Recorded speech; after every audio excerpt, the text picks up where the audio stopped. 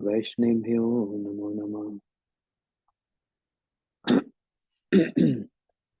अनर्पितं चरिं चिरात् कारुण्यवती न कलो समर्पयितुमुन्नतजरसां स्वभक्ति श्रियं हरिपुरसुन्दरदुति कदं वसन्ति पिता सदा हृदय कन्द्रेषु सुहृतो वै सचिनन्दना। नित्यानन्दं नमस्तुभ्यं प्रेमानन्दप्रदायिने कलोकल्मषनाशाय श्रीजानवापते नमः। हे कृष्ण करुणा सिंधु दीनबंधु जगतपते गोपेश गोपिकांत राधाकांत नमस्तुते। तप्त कांचन गौरांगी राधे वृंदावनेश्वरी वृषभानुसुते देवी प्रणमामि हरिप्रिये।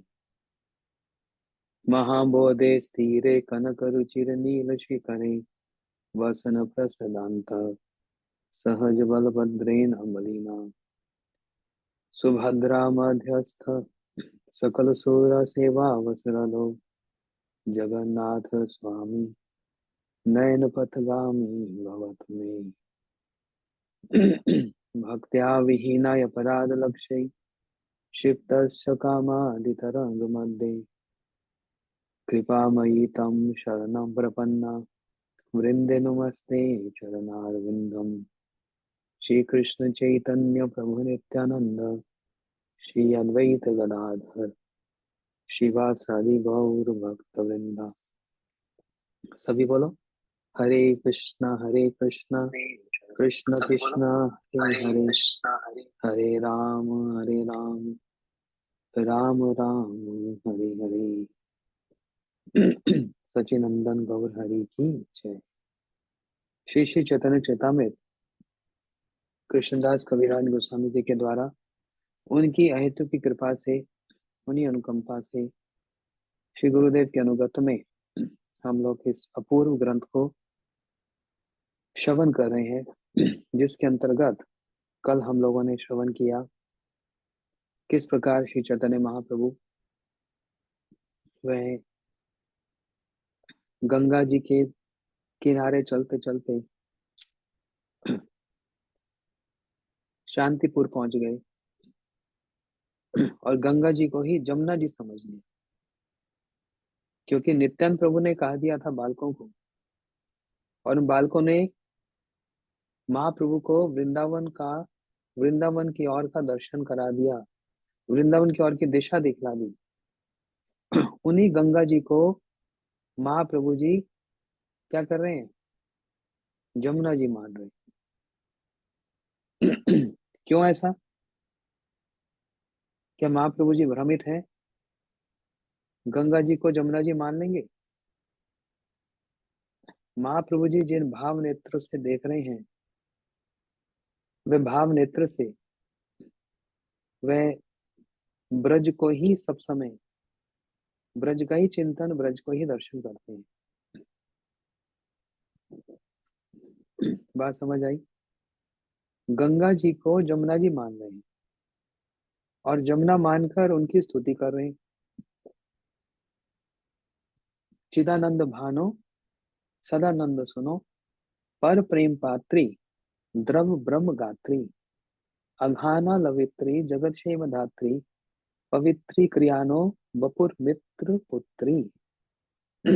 इस प्रकार से जमुना जी की स्तुति कर रहे हैं। अब इसी से संबंधित एक बात और सुनिए। महाप्रभु जी कैसे भाव नेत्रों से कैसे दर्शन करते हैं? जैसे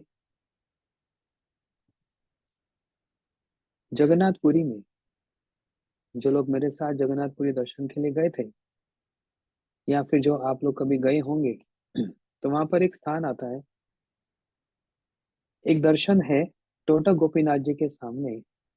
उसको कहते हैं चटक पर्वत। चटक पर्वत का मतलब एक पर्वत है किसका? समुद्र की जो बालू है उसका एक पर्वत उसको कहा गया चटक पर्वत। महाप्रभु जी उस चटक पर्वत को देखकर उनको गिरिराज जी का स्मरण हुआ था। महाप्रभु जी जगन्नाथपुरी में समुद्र का दर्शन करते हैं, तो समुद्र को समुद्र नहीं मानकर महाप्रभु जी क्या दर्शन करते क्या दर्शन करते हैं? जमुना जी का दर्शन करते हैं भाव नेत्र से। महाप्रभु जी जगन्नाथ वल्लभ उद्यान, जो कि जगन्नाथ मंदिर से थोड़ा सा आगे जगन्नाथ वल्लभ उद्यान, उसको देखकर वृंदावन का स्मरण करते हैं। तो वह चटक पर्वत जो महाप्रभु जी देख रहे हैं, वह चटक पर्वत तो गोवर्धन नहीं है, वो तो समुद्र की जो बालू है, उस बालू का ही एक पर्वत है, वो तो गोवर्धन नहीं है। लेकिन महाप्रभु जी भाव नेत्रों से उनको गोवर्धन देख रहे हैं, ये है भाव नेत्र। साधारण एक बालू के पर्वत को भी गोवर्धन और समुद्र को भी जमुना जी मान लेते हैं। तो क्या वो चटक पर्वत सच में ही गोवर्धन हो गया? नहीं हो गया। बस महाप्रभु ने अपने नेत्रों से उसको गोवर्धन देख लिया, लेकिन वो गोवर्धन जी थोड़ा है ना। इसका प्रमाण क्या? क्या हम गोवर्धन जी पे कभी चढ़ते हैं? गोवर्धन जी पर कोई चढ़ सकता है? ये तो अपराध है। कोई गोवर्धन जी पे नहीं चढ़ सकता, ये तो पूजनीय हमारे। लेकिन उन्हीं गोवर्धन चटक पर्वत पर श्रील भक्ति सिद्धांत सरस्वती प्रभुपाद जी ने अपनी भजन कुटीर बनाई। तो जब भजन कुटीर बनाई तो मतलब उस पर्वत पर चढ़े और वहीं पर बैठकर उन्होंने नाम भजन किया। तो क्या प्रभुपाद जी ने उस चटक पर्वत को गोवर्धन माना? नहीं। प्रभुपाद जी कहते हैं महाप्रभु ने अपने भाव नेत्र से एक साधारण बालू के पर्वत को भी गोवर्धन मान लिया, लेकिन मैं तो महाप्रभु नहीं हूँ। मैं तो महाप्रभु नहीं हूँ। समझ आया विचार? ये विचार की बात बतला रहे हैं। सीधी सीधी सिर्फ लीला नहीं है, विचार भी है। आप लोग विचार सुनना चाहते हैं कि नहीं? सुनना चाहते हैं कि नहीं? जब तक इन विचारों को नहीं सुनेंगे ना, जब तक इन विचारों में प्रतिष्ठित नहीं होंगे ना, महाप्रभु की लीला समझ नहीं आएगी और कृष्ण लीला भी समझ नहीं आएगी। कृष्ण लीला के भी बड़े विचार हैं, जैसे महाप्रभु की लीला के विचार हैं, ऐसे कृष्ण लीला के भी विचार हैं, है ना। तो गंगा जी को जमुना मान रहे हैं और समुद्र को भी जमुना जी मान रहे हैं। तो महाप्रभु जी प्रणाम कर रहे हैं। ये जमुना जी का जो प्रणाम मंत्र है, ये पद्म पुराण में वर्णित है। और इसका अर्थ क्या है? बोलते हैं चिदानंद सूर्य स्वरूप नंद नंदन की सर्वदा प्रेम की पात्री। कौन? चिदानंद सूर्य स्वरूप। श्री कृष्ण का स्वरूप कैसा है? सच्चिदानंदमय। तो सच्चिदानंदमय जो सूर्य स्वरूप है, कोटि सूर्य समहा, नंद नंदन किसके लिए कहा गया? श्री कृष्ण के लिए। नंद नंदन की जो सर्वदा प्रेम की पात्री हैं, सर्वदा उसके, हाँ। जो उनके प्रेम की पात्री मतलब कृष्ण की प्रेममय लीलाएं, गोपियों के साथ रास इत्यादि जमुना जी के तट पर या जमुना जी में जल खेली इत्यादि हुआ, इसलिए सर्वदा प्रेम की पात्री हैं। वो जमुना जी साक्षात भगवत स्वरूप ही हैं। वो एक साधारण कोई नदी, साधारण कोई जल नहीं। वो जमुना जी क्या है? साक्षात ब्रह्म द्रव गात्री, मतलब ब्रह्म द्रव स्वरूपनी है, साक्षात ब्रह्म है जमुना महारानी। और और क्या विशेषण दिया गया? एग्जेक्टिव, एग्जेक्टिव पाप नाशनी। मम पुनातु सर्वदा रविंद वंदु नंदनी। मम पुनातु सर्वदा रविंद बंधु। पाप नाशनी, सारे पापों को नाश करने वाली। और क्या है? जगत की मंगल कारिणी, सारे जगत को मंगल प्रदान करने वाली। कैसे मंगल प्रदान करने वाली? जो जमुना जी का स्पर्श करता है, जो जमुना जी को प्रणाम करता है, जो जमुना जी की आरती उतारता है, जो आचमन करता है, वह सारे के सारे क्या, सबको ही मंगल प्राप्त हो जाता है। सबको मंगल प्राप्त होता है। और दूसरा, ये जमुना जी कौन है? सूर्य पुत्री जमुना, सूर्य की पुत्री। और जमुना जी के भाई कौन है? जानते हैं? यमराज जी। इसलिए यमराज जी को कहा जाता है यम, और जमुना जी को कहा जाता है यमी।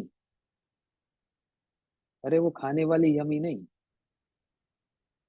कोई बोलते हैं अच्छे से खा रहा हूँ, ओ यमी, केक खाया लेकर वेकर का, बोलते हैं अच्छा यमी केक। है ना? तो ये खाने वाली यमी नहीं, जमुना जी का नाम यमी है। जैसे यमराज जी का शॉर्ट हो गया यम, और यमुना जी हैं यमी। समझ आया? अब कभी आप यमी सुनोगे तो समझ लेना ये जमुना जी के लिए है ना। खाते हैं ना, चॉकलेट खाते हैं, कोई माता ने कुछ बनाया अच्छे से खाया, और केक पेस्ट्री खाई लेकर बेकर की, तो बोलते हैं हाँ यमी है। तो वो बोला यमी नहीं, यमुना जी, उनका नाम यमी है। हम्म।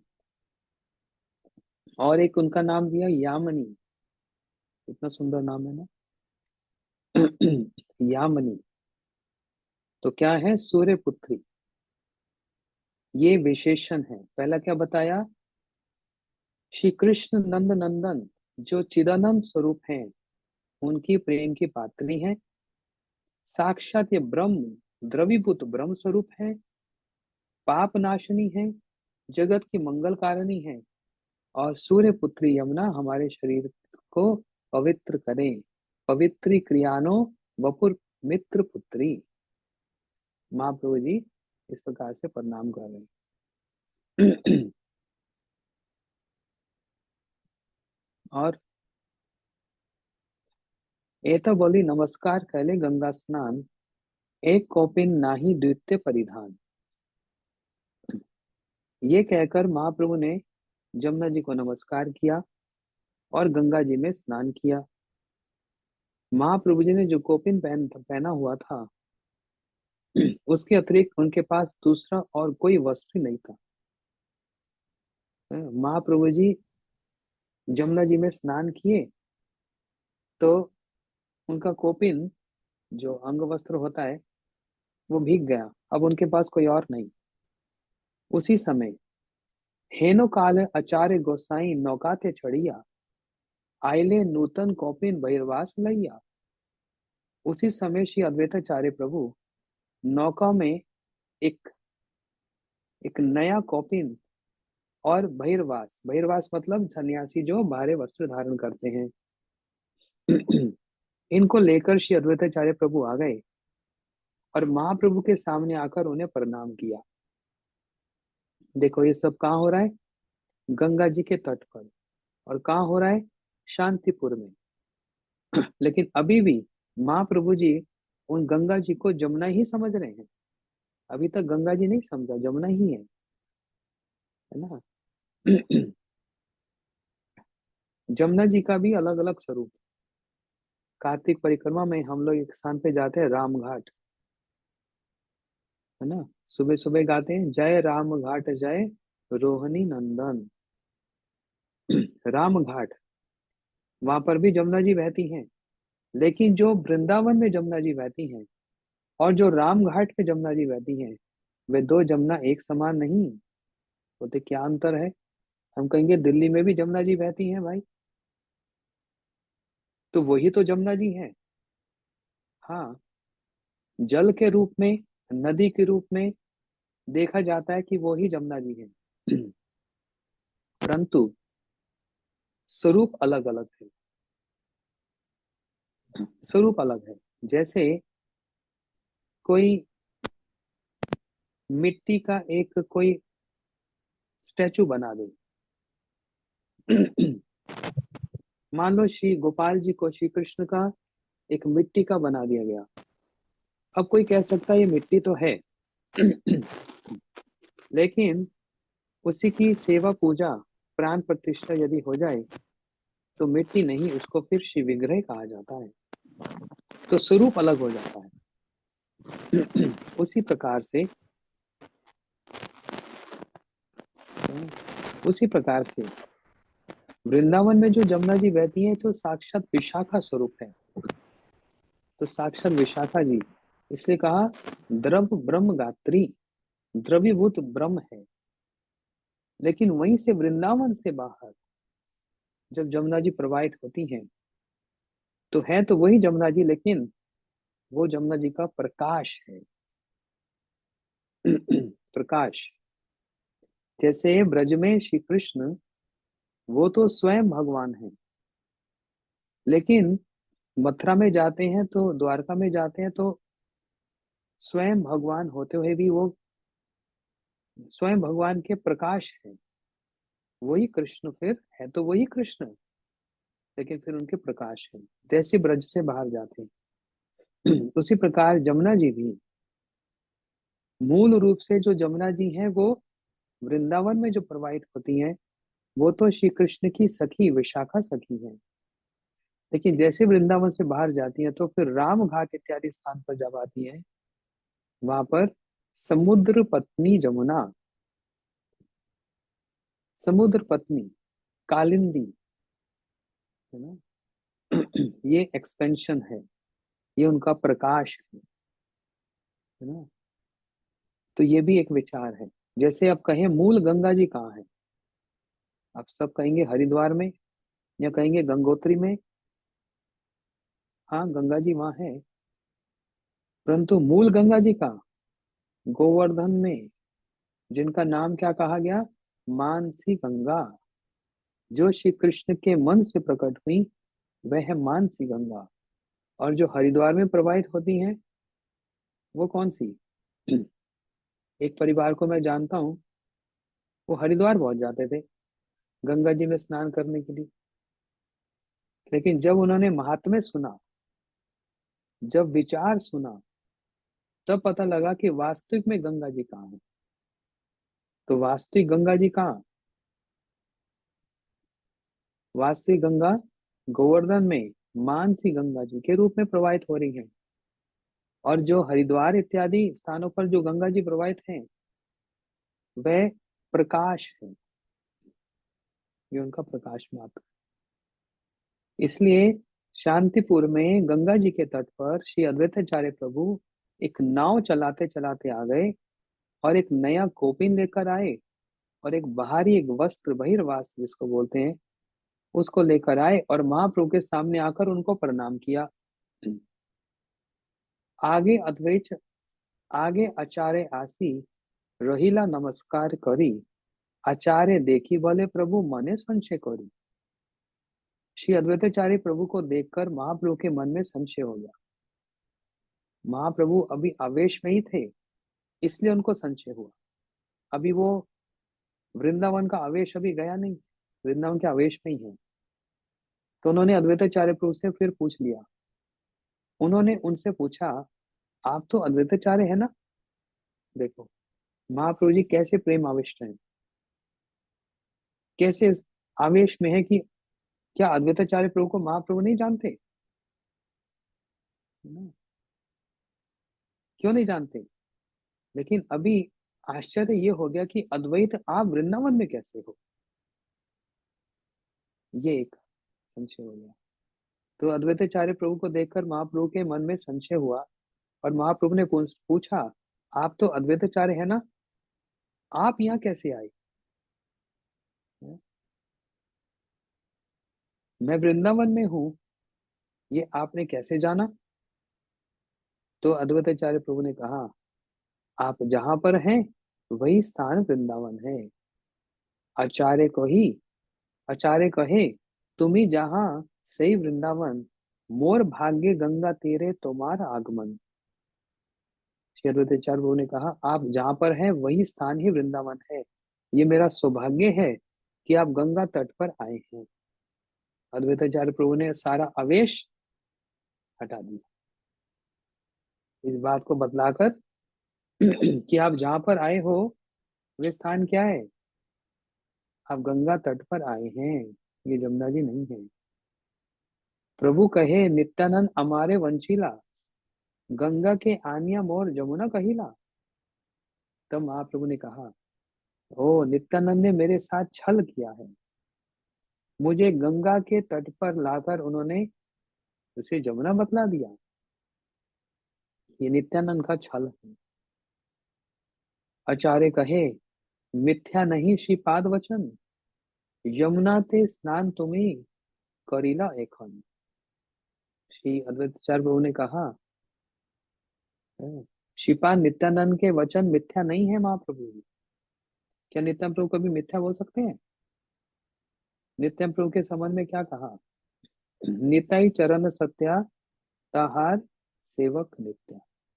जैसे नित्यानंद प्रभु सत्य हैं, उनके चरण सत्य हैं, ऐसे ही उनके जो भक्त हैं वे भी सत्य हैं। ये जो सत्य शब्द है,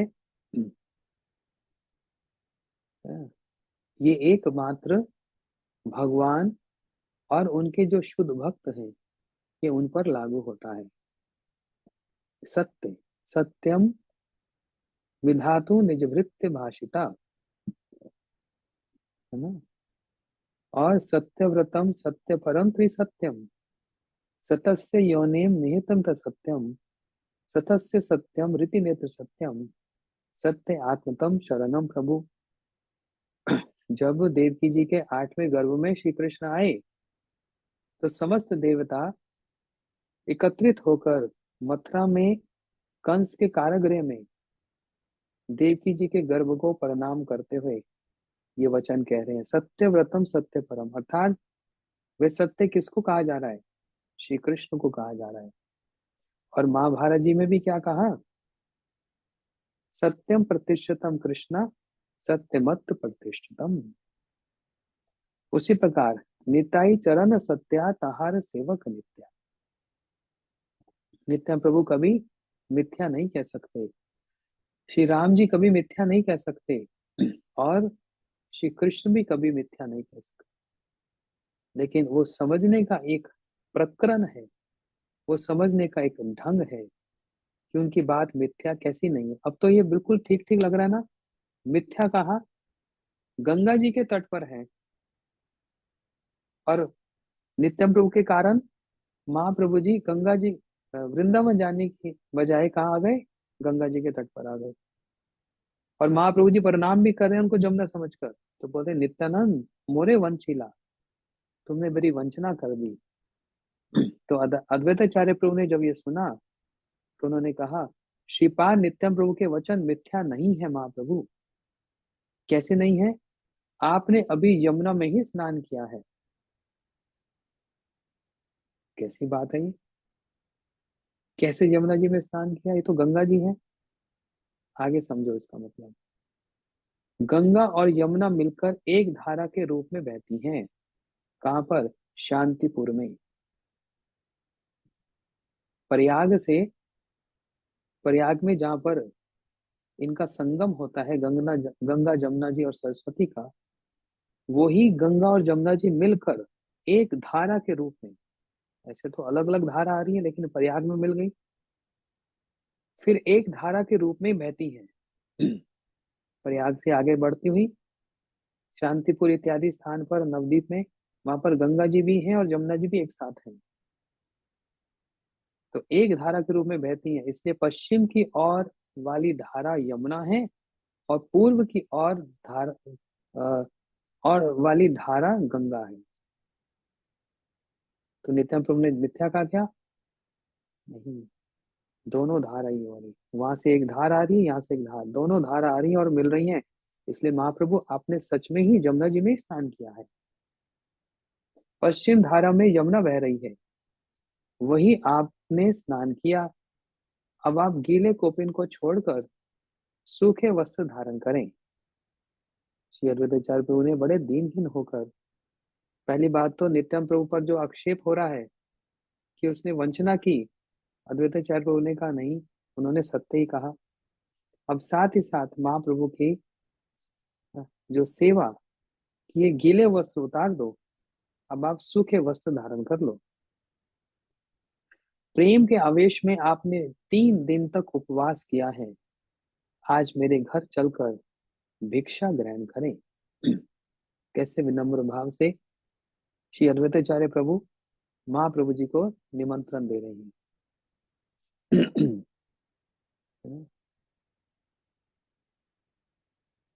अद्वैताचार्य प्रभु निमंत्रण दे रहे हैं तो उनके घर में जो उनकी गृहिणी है वो रसोई बनाएंगी। उनकी गृहिणी कौन है? श्री सीता ठकुरानी।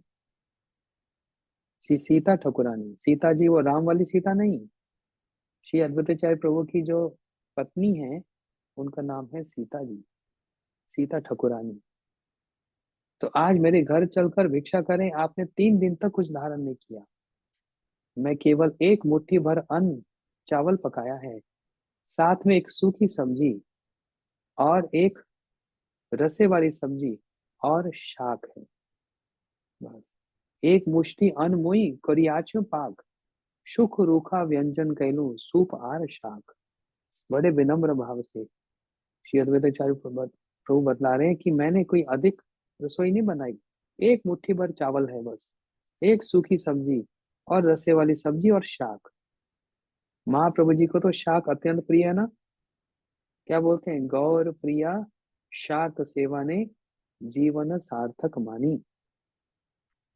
महाप्रभु जी का अत्यंत जो प्रिय वस्तु है वो है शाक। अच्छा, ये तो बोली नौकाय चढ़ाइया नील निज घर, पाद प्रक्षालन कैला आनंद अंतर। ये कहकर श्री अद्वैताचार्य महाप्रभु को नौका पर चढ़ाकर अपने घर ले आए। घर पहुंचकर महाप्रभु के चरणों को धोकर श्री अद्वैताचार्य के हृदय में बहुत आनंद हुआ। इस प्रकार से कौन किसकी सेवा कर रहा है? श्री अद्वैताचार्य प्रभु महाप्रभु की सेवा कर रहे हैं।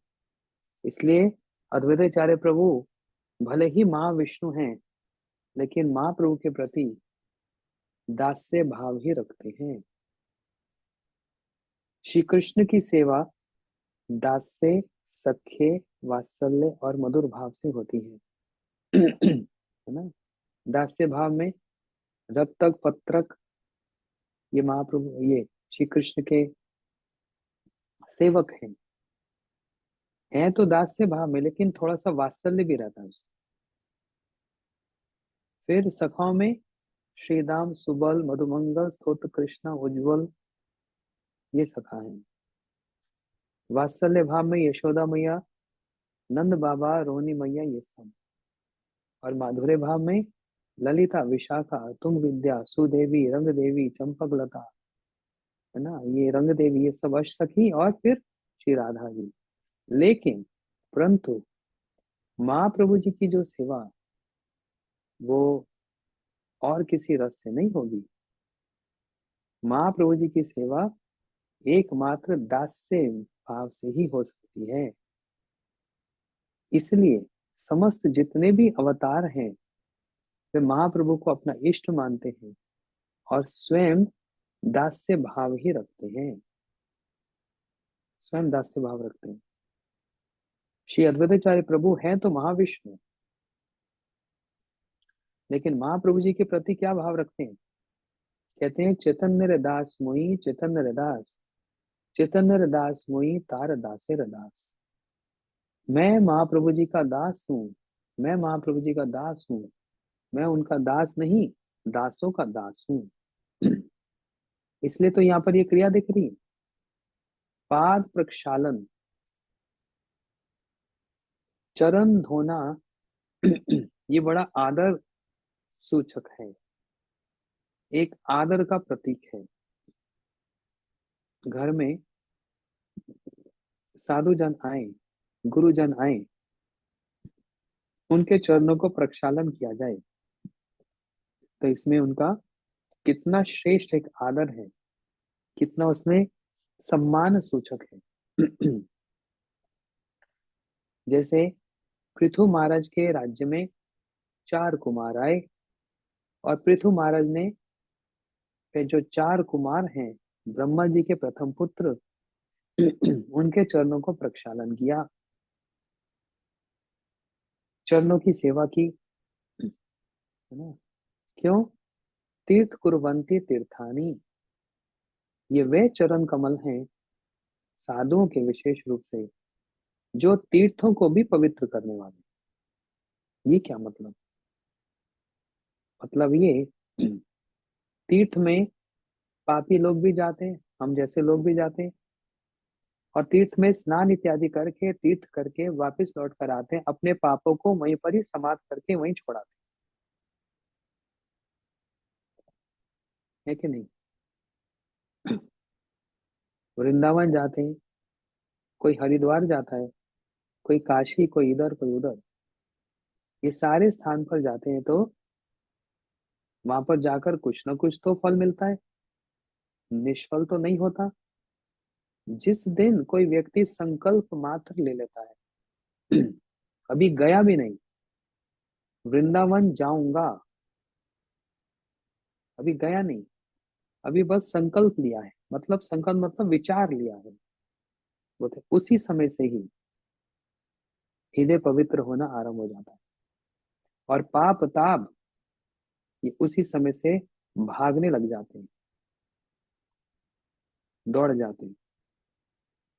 और जैसे तीर्थ में आता है, तीर्थ में आकर जो भी प्रसाद पाएगा, वहां की श्वास लेगा, वहां का जल लेगा, बोलते हैं, सब तो एनवायरमेंट तो एक ही है, वही तो वायु है, वही जल है, क्या अंतर पड़ता है?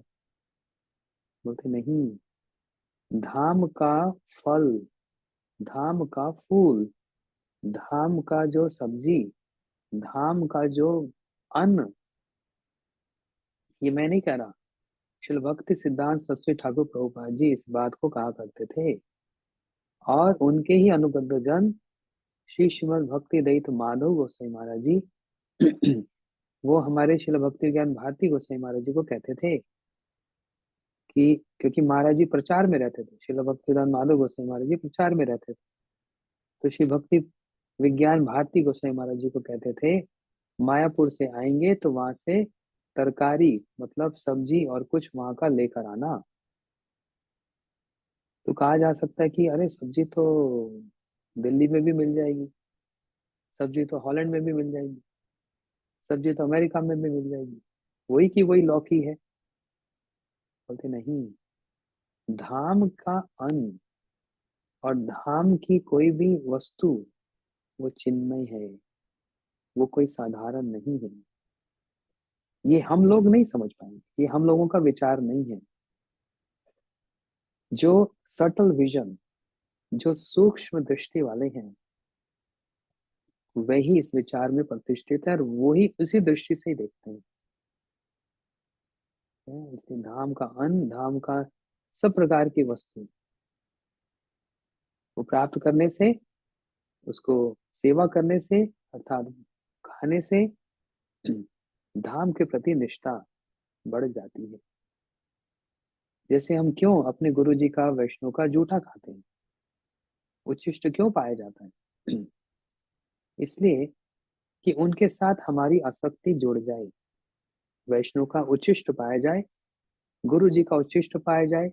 श्री कृष्ण का जो प्रसाद वो क्या है? वो तो उच्छिष्ट है ना। उस उच्छिष्ट को पाने से, जिसका उच्छिष्ट पाया जाता है, उससे आसक्ति बढ़ जाती है। ऐसे ही धाम की सामग्री धारण करने से धाम के प्रति, उस तीर्थ के प्रति हमारी आसक्ति भी बढ़ जाएगी। इसलिए धाम में जाकर सारे पाप ताप वहीं पर ही नाश हो जाते हैं, है ना। लेकिन पुण्य नाश नहीं होता धाम में, ऐसा कहीं नहीं लिखा। कहीं लिखा किसी तीर्थ में जाकर आपका पुण्य भी समाप्त हो जाएगा, ऐसा तो कहीं नहीं सुना। तीर्थ में जाकर धाम में जाने से पुण्य मिल जाएगा, समाप्त तो नहीं होगा। और जब तक वो पुण्य समाप्त भी नहीं होगा तब तक कोई भक्ति में आगे बढ़ ही नहीं पाएगा। ये तो बड़ी विचित्र बात हो गई, फंस गए हम लोग। तीर्थ में जाना छोड़ दें, धाम में जाना छोड़ दें? नहीं, सो बात नहीं। इसको अच्छे से समझेंगे। धाम में तीर्थ में जाने से पाप का तो नाश होता है, पुण्य का नाश तो नहीं होता। और पाप और पुण्य ये दोनों ही भक्ति के बाधा स्वरूप हैं, दोनों ही भक्ति के प्रतिकूल हैं, बाधा है। पाप तो है ही, पुण्य भी है। वो पुण्य के द्वारा माध्यम से हमको बहुत सारी सामग्री मिलती जाएगी, इसलिए भक्ति में मन लगेगा नहीं। इसलिए पाप तो करना नहीं, पुण्य भी नहीं करना, दोनों ही भक्ति में बाधा है। तो फिर करो तो क्या करो? बोलते ना धर्म करो ना अधर्म करो। है, ये कैसी बात है? धर्म भी ना करें? बोलते नहीं, यदि भक्ति करनी है तो ये धर्म भी आपके यात्रा में बाधा स्वरूप है। इसलिए दास गोस्वामी जी कह रहे हैं, न धर्म न धर्मान श्रुतिगण नृत्य किल कुरु, ब्रजे राधा कृष्ण प्रचुर परिचर्जन ही तनु। धर्म ना करो अधर्म ना करो तो फिर करो क्या? बोलते राधा कृष्ण की सेवा करो। ब्रज के जो श्री राधा कृष्ण, बस उनकी सेवा और उनकी भक्ति में ही ध्यान दो। पाप और पुण्य के चक्कर में मत फंसो। तीर्थ में भी जाओ तो तीर्थ से, धाम से ये प्रार्थना करो कि हमको युगल श्री राधा कृष्ण के चरणों की भक्ति मिले। ये नहीं कि हमको बस पुण्य मिल जाए। अरे संकल्प मात्र से पुण्य मिल जाता है। पुण्य के लिए थोड़ा आए, भक्ति के लिए आए। इसलिए भक्ति मांगनी चाहिए। है ना? तीर्थ कुर्वन्ति तीर्थानि। ये जो साधु महापुरुष हैं, ये तीर्थों को भी पवित्र करने वाले हैं। इसलिए चरण प्रक्षालन, चरणों को धोने की जो विधि है, ये सम्मान सूचक है, मान सूचक है। इसलिए चरणामृत पान किया जाता है। तो भक्त भगवान के चरण प्रक्षालन करता है कि नहीं? भक्त ही तो भगवान के चरणों को धोता है, चरणामृत पीता है। अच्छा, एक भक्त दूसरे भक्त के भी चरणामृत, चरण प्रक्षालन करता है, धोता है। लेकिन क्या भगवान अपने भक्त के चरण प्रक्षालन करते हैं? ये तो नहीं सुना जाता। श्री अद्वैताचार्य प्रभु महाप्रभु जी के चरणों को धो रहे हैं। क्यों? अद्वैताचार्य प्रभु के मन में दास से अभिमान है। कौन है अद्वैताचार्य प्रभु? कोई एक साधारण व्यक्ति नहीं, महाविष्णु है, जिनसे सृष्टि हो जाती है। लेकिन भीतर अभिमान क्या है? दास से अभिमान। इसलिए अवतारों में भी श्री कृष्ण के प्रति दास भावना ही रहती है। विशेष करके एक ऐसी कैटेगरी है, एक ऐसी श्रेणी है जिसको बोलते हैं शक्तावेश अवतार।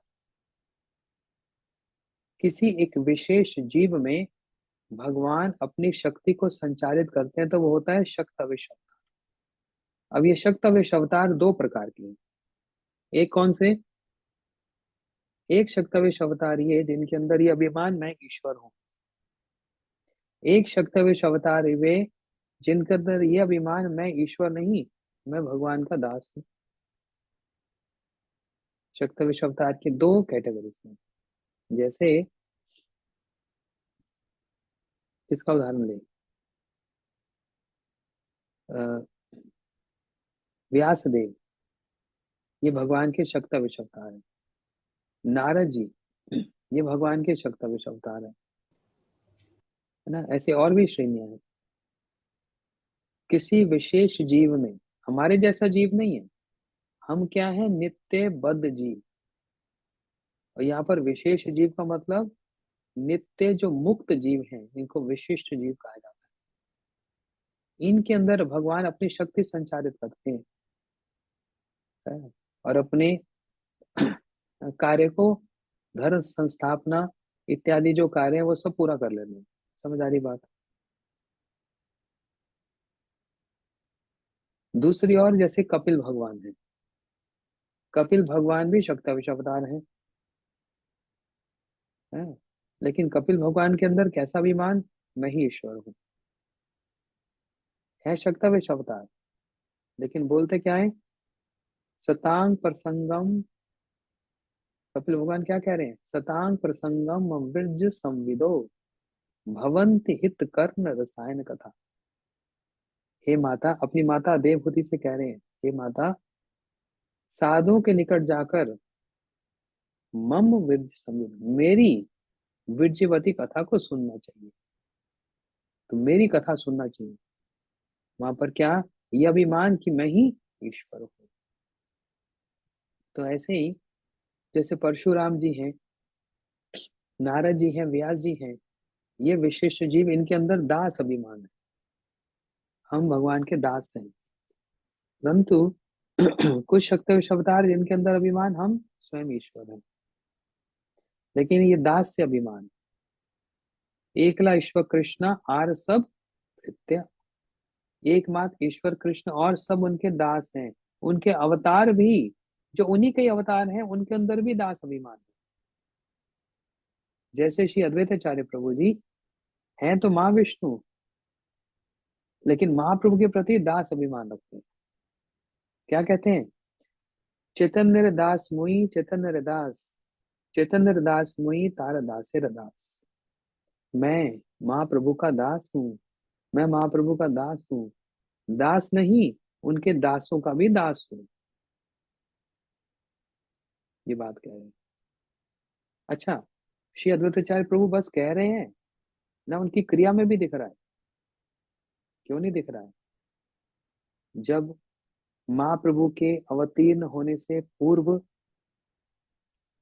संसार की स्थिति को देखा, तो अद्वैताचार्य प्रभु का हृदय एकदम विदीर्ण हो गया, एकदम हृदय फट गया, और क्रोध में आकर चक्र लेकर कहने लगे, मैं सारे विश्व का संहार कर डालूंगा। लेकिन फिर विचार किया, ये मारना काटना तो बहुत हो चुका, सब अवतारों में तो मारा, परंतु इस बार ये मारना नहीं होगा, इस बार इनको प्रेम दान दिया जाएगा। लेकिन कौन देगा, मेरे प्रभु देंगे। इसलिए अद्वैताचार्य प्रभु हुंकार भरे, जोर से हुंकार भरी, और भगवान का सिंहासन हिलने लग गया। नाड़ा, नाड़ा मतलब हिलने लग गया, बंगाली शब्द है। नाड़ा मतलब हिलाना, इसलिए अद्वैताचार्य प्रभु का एक नाम पड़ गया नाड़ा, नाड़ा ठाकुर, जिनके हुंकार से, शब्द से भगवान का सिंहासन ही हिल गया।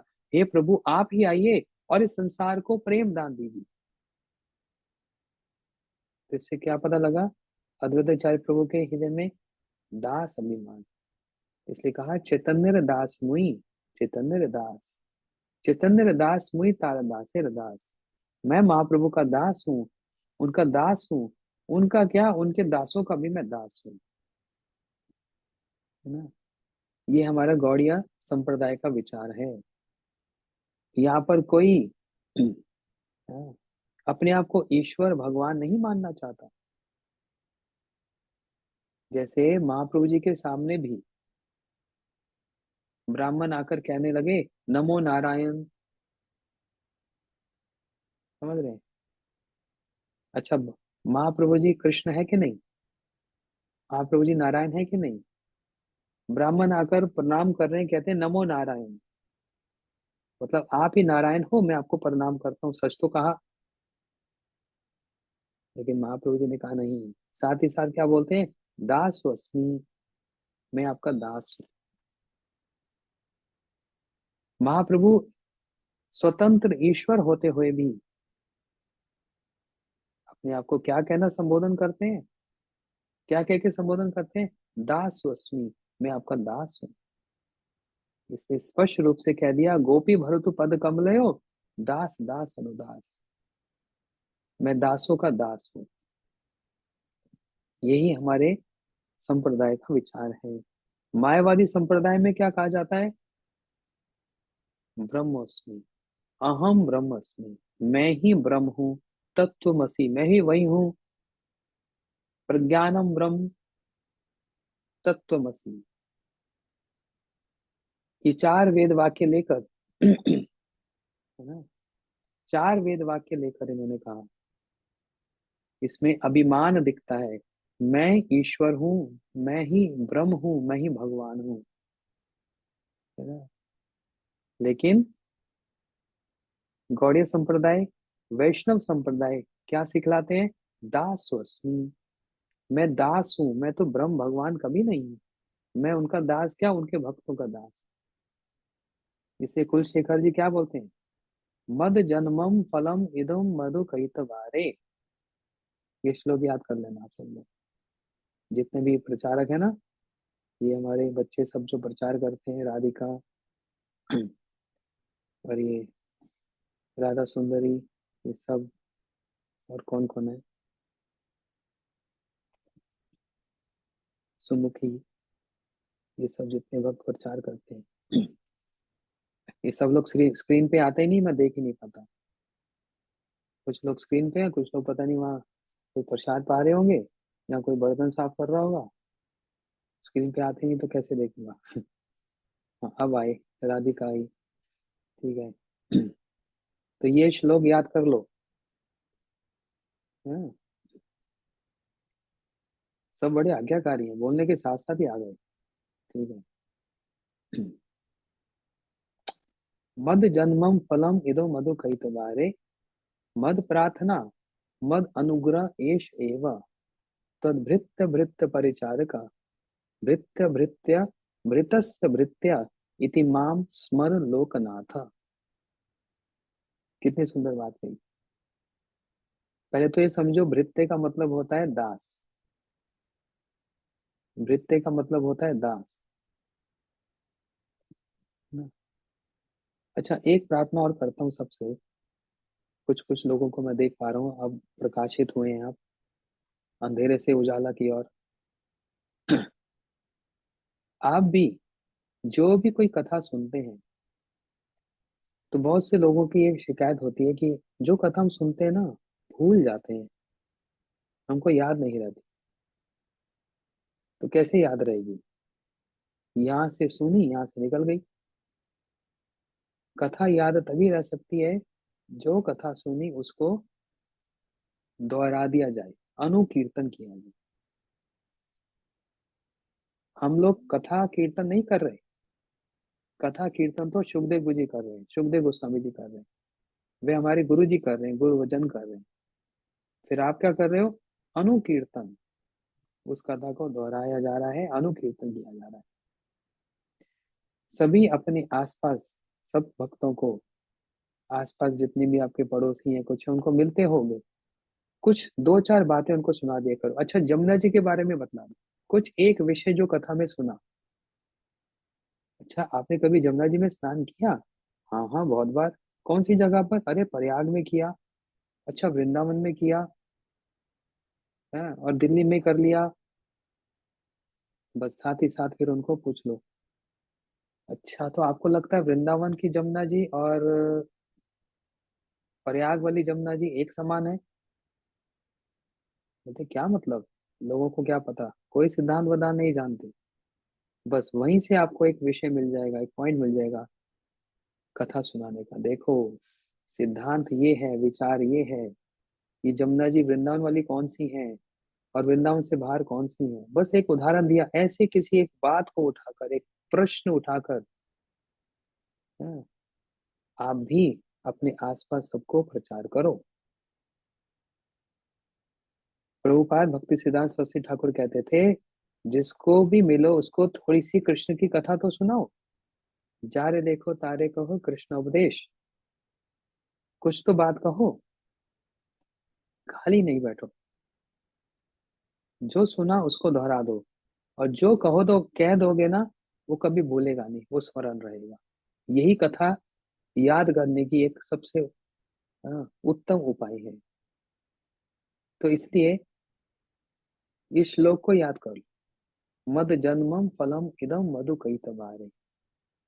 हे भगवान, मेरे जन्म का, मेरे साधन का कोई भी फल यदि आप मुझको देना चाहते हो तो मैं अपनी इच्छा अनुसार मांगूंगा। और वो क्या? मद प्रार्थना मद अनुग्रह एष एवः। मैं आपसे प्रार्थना करता हूँ और आपसे अनुग्रह, आपकी कृपा की वांछा करता हूँ। देखो कैसा दैन्य है, कितनी दीनता है। मद जन्मम फलम इदम मधु कैटभारे। वो मधु और कैटभ को मारने वाले श्री कृष्ण, हे भगवान, मद प्रार्थना मद अनुग्रह एष एव। मेरी प्रार्थना भी है, मेरी प्रार्थना भी है, और मुझ पर आप अगर अनुग्रह करना चाहते हो, कृपा करना चाहते हो, तो मैं अपने इच्छा अनुसार मांगूंगा, आपके कहने के अनुसार नहीं। जो मैं चाहता हूँ वो मुझको देना। अच्छा, तुम इतना समझदार है कि ठीक वस्तु मांगेगा? प्रभु इतना तो मेरे को समझ आ गया, ठीक ही मांगूंगा। कहीं तुम कुछ और वस्तु ना मांग लेगा तो? कहीं संसारिक वस्तु मांग लेगा तो? नहीं प्रभु, यदि मैं एक साधारण व्यक्ति होता तो हो सकता है मैं कुछ गलत मांग लेता। मैं साधारण तो हूँ, लेकिन मैंने गुरु वैष्णव से कथा सुन रखी है। कौन सी? आपकी विचार वाली कथा सुन ली मैंने, गौड़िया सिद्धांत को श्रवण कर लिया है। इसलिए मेरे को पता लग गया कि धन देही जन देही, धन जन ये सब नहीं मांगूंगा। ना धनम, ना जन्म, ना सुंदरिम कविता व जगदीश काम। अरे ऐसा क्यों बोल दिया? श्लोक की यदि गठन किया जाता तो एक पंक्ति में बोल देते, ना धनम जन्म सुंदरिम कविता व जगदीश काम। बात समझ आई? सीधा ही बोल देते। ना लगाने से तो सब पर एप्लीकेबल हो जाता है। ना धनम जन्म सुंदरिमा सुंदरी कविता व जगदीश काम है, मम जन्मनि जन्मनेश्वरी भगवत भक्ति रहतु की तो ही। बोलते नहीं, एम्फोसाइजिंग, गुरुत्व दे रहे हैं। ना धनम, धनम धन तो है ही नहीं, ना जन्म, ना सुंदरी जगदीश काम में। हर एक शब्द के आगे ना लगाया, ये भी नहीं, वो भी नहीं। तो पहले ना लगा देते, बोलते उससे भी चल जाता काम। लेकिन उसमें वो ग्रेविटी, वो गुरुत्व, वो एम्फसाइज कि सच में ना धनम, ना जन्म, ना सुंदरिम कविता व जगदीश काम है, कुछ नहीं। फिर क्या मांगता है, क्यों मेरे पीछे पड़ता है? मम जन्मनि जन्मनेश्वरी, जन्म जन्म तब आपकी अहेतु की भक्ति मुझको प्राप्त होती। जन्म जन्म तक मतलब, तो तुम ये नहीं चाहता तुम्हारी मुक्ति हो जाए? तुम नहीं चाहता गोलोक में प्रवेश हो जाए?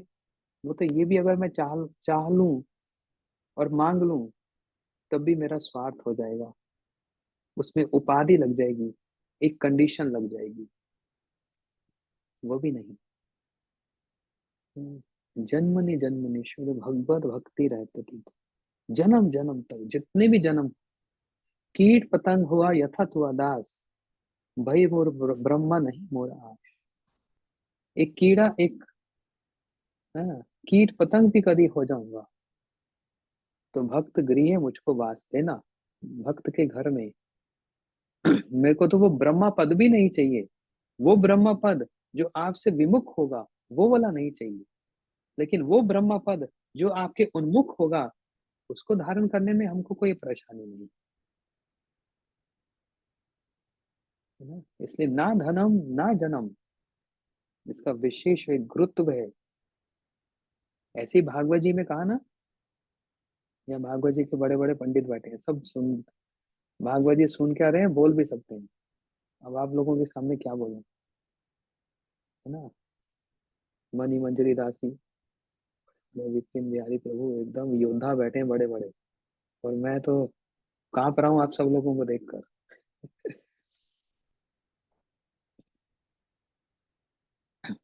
क्या बता रहे हैं? ना नाक प्रेष्टम, ना च पारमिष्टम, न योग सिद्धि व पुनर्भवम वा। न नाक प्रेष्टम, न नाक प्रेष्टम, ना च पारमिष्टम, न योग सिद्धि, फिर भी ना लगा दिया कि कहीं आप मुझको किसी और पद पर अटका ना दो, इसलिए ये भी नहीं और वो भी नहीं। है ना? इसलिए बार बार वो ना लगाया गया, एक बार में नहीं। न धनम न जनम न सुंदरी, न नाक प्रेष्टम ना च पारमिष्टम, न सार्वभौमम न रसाधिपत्यम, ना योग सिद्धिर व पुनर्भवम वा। एकदम सब कुछ ना लगा दी। समंजस्य तब वीरा कांक्षी से। यहाँ पर ये सिद्धांत है ना? तो मेरा प्रश्न ये था, कौन सी बात कहाँ ले गया, स्मरण भी नहीं। तो ये भी नहीं चाहिए, वो भी नहीं चाहिए। हाँ, मद अनुग्रह एष एव तद भृत्य भृत्य परिचारका। भृत्य का मतलब होता है दास। तो प्रभु, मैं अपनी इच्छा अनुसार मांगूंगा, आपके देने पर नहीं। है ना? आप तो कुछ भी दे देंगे, तो बेटा हम जो दे रहे हैं स्वीकार करो, मेरा प्रसाद है।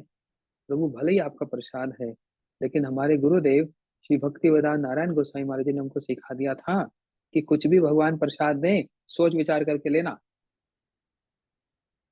ऐसे नहीं कुछ भी दे दें, वो तो कहेंगे अच्छा तुमको मैं दे देता हूँ, जाओ सार्वभौम पृथ्वी का राज्य ले लो, 36,000 वर्ष का।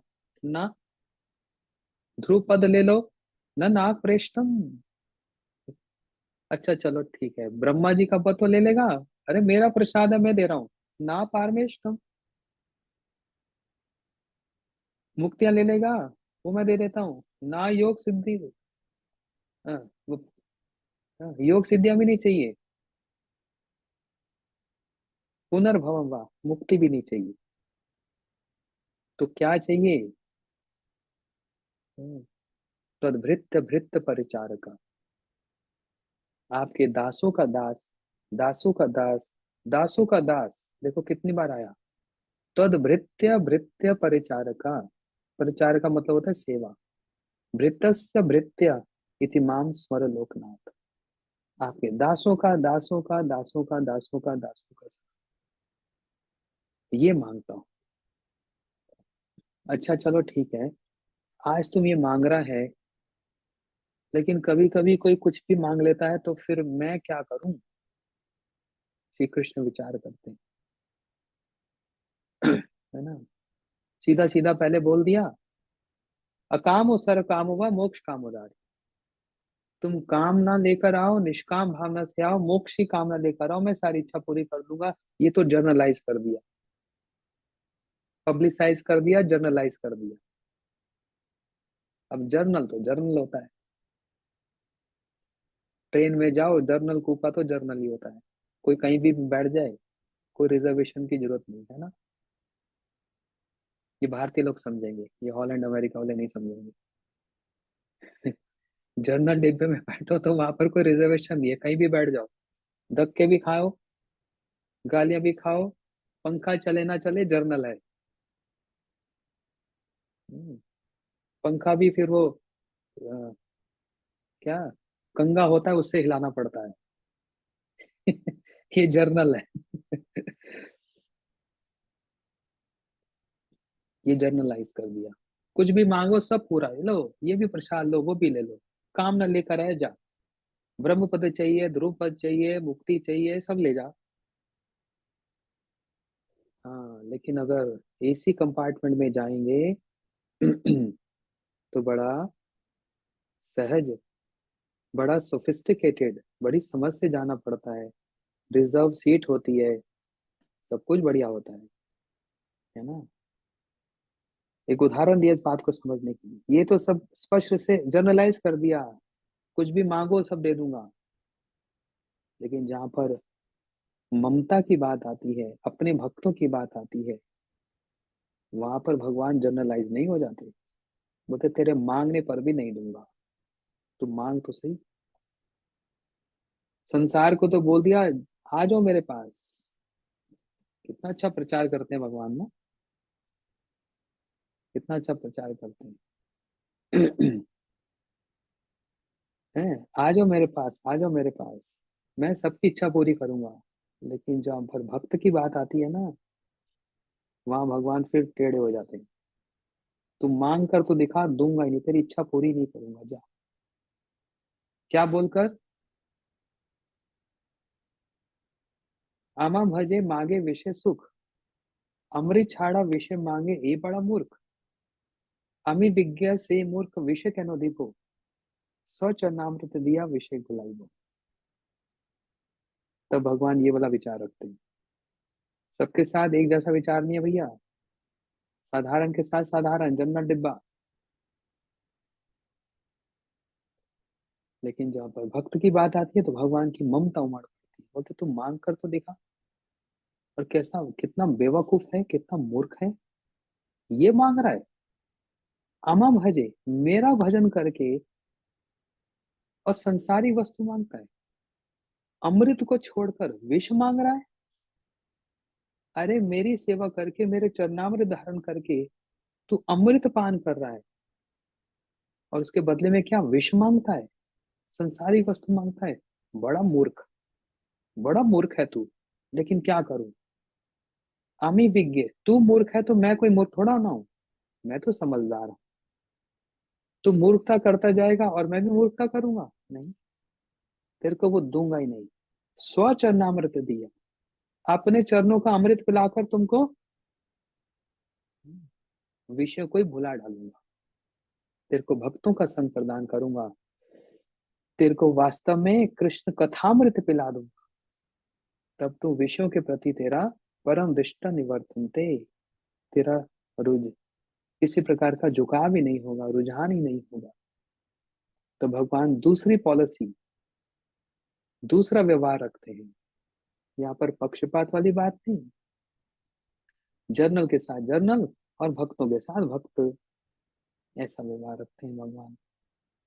तो इसलिए समय हो गया, समापन करते हैं कि भक्त श्रेष्ठ भक्त का चरण प्रक्षालन तो करते हैं।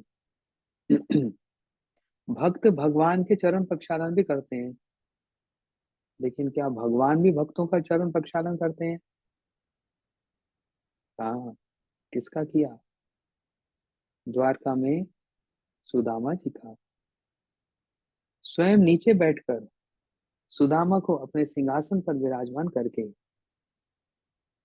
सुदामा जी के चरणों का प्रक्षालन कर रहे हैं। और सिर्फ प्रक्षालन ही नहीं, रुक्मिणी से कह दिया जल देकर छिड़काव कर दो पूरे महल में, सब रानियां पवित्र हो जाएंगी, पूरा महल पवित्र हो जाएगा। प्रभु आप साक्षात यहाँ विराजमान है, आपसे पवित्र नहीं हो रहा? मेरे भक्त के चरणामृत से समस्त पवित्र हो जाता है, मेरे से हो संशय है। जैसे श्री चैतन्य महाप्रभु जी प्रत्येक दिन दोपहर में लगभग 12 बजे समुद्र में स्नान करने जाते, महाप्रभु जी ने कभी ये घोषणा नहीं की ये समुद्र तीर्थ हो गया, कभी नहीं की। लेकिन जिस दिन महाप्रभु जी ने अपने प्रिय श्री नामाचार्य हरिदास ठाकुर जी को उनकी समाधि होने पर अपने हाथ में, अपने अंक में लेकर हरिदास ठाकुर जी को जो समुद्र में स्नान कराया, ये उच्च घोषणा कर दी, आज से ये समुद्र समुद्र नहीं, ये महातीर्थ हो गया। तीर्थ भी नहीं, ये महातीर्थ हो गया अपने भक्त के कारण। इन सब क्रियाओं से, भगवान की इन सब क्रियाओं से, भगवान की इन सब बातों से एक ही बात समझ आती है, क्या भगवान भी भक्त के अधीन है, और भक्त के कारण ही समस्त लीला करते हैं, और भक्ति भी भक्त से ही प्राप्त होती है, और भगवान भक्त के पीछे पीछे स्वयं दौड़ते हैं। अभी जहां पर मैं हूं ना, स्थान है न्यू जर्सी, अमेरिका में। 3-4 दिन पहले किसी घर में प्रोग्राम हुआ, तो एक प्रश्न किया गया बोलते हैं भक्ति का, हम जो साधन कर रहे हैं भक्ति का, इसका सोपान क्या है, इससे होगा क्या है? क्या कभी वो दिन जीवन में आएगा कि हम कृष्ण के पीछे पीछे हम भी दौड़ें? अभी तो इधर उधर दौड़ रहे हैं, कोई इधर दौड़ रहा है, कोई उधर दौड़ रहा है। हमारे साधन का फल क्या होगा? भगवान के पीछे हम दौड़े। मैंने कहा बिल्कुल गलत बात है, ये है ही नहीं हमारा। तो हम तो आज तक यही सुनते आए, 10 साल हो गए। मैंने कहा 10 साल तक जो सुना उसको ओवर रूल, उसको काट दो। अब उसके आगे एक नई लकीर खींच दो लंबी सी। बोलते वो क्या? मैंने कहा साधन का फल ये नहीं कि हमें ये प्रेरणा मिले कृष्ण के पीछे भागे, परंतु ये कि कृष्ण भक्त के पीछे भागे, ठाकुर जी भक्त के पीछे भागे। नहीं, ये नहीं कह रहा हमारे पीछे भागे, हमारी तो कोई स्थिति नहीं, लेकिन भक्त भगवान के पीछे नहीं। भगवान जब भक्त के पीछे भागता है तब है आनंद। सेवन मुखे ही जीवा दो, स्वयं में सुरते मना।